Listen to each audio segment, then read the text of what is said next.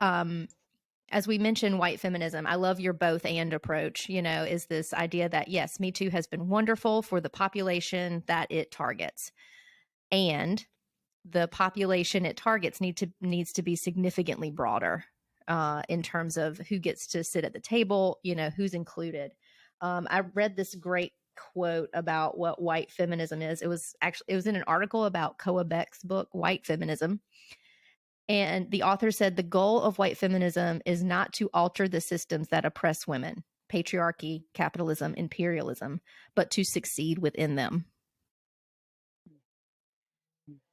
Which is a pretty damning account, of what I think at least our mother's generation of feminism has looked like.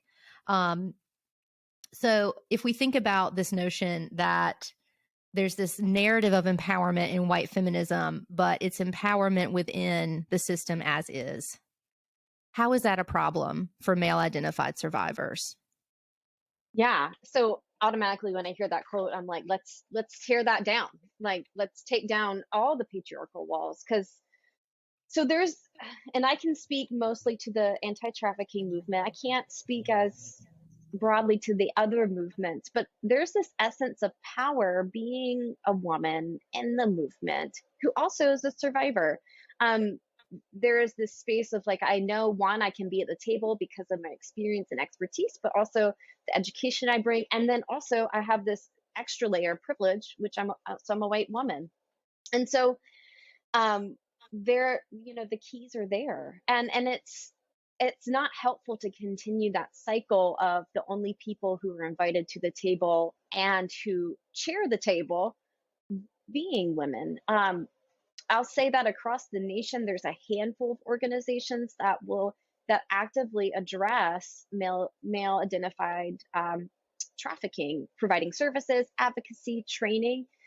I think the biggest barrier that I've seen is that there continues to be the propaganda, the funding, the conversation is so female centric. Even 10 years in, there are some changes, but I'll never forget being at a conference.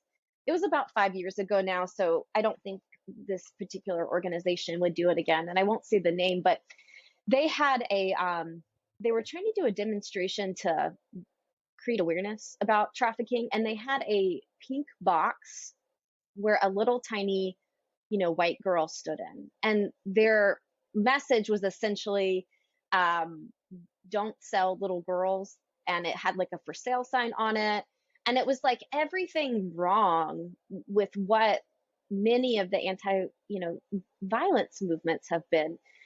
I think that's where we start, is like the messaging, the people running the programs, and the research we're doing around how to support survivors. I think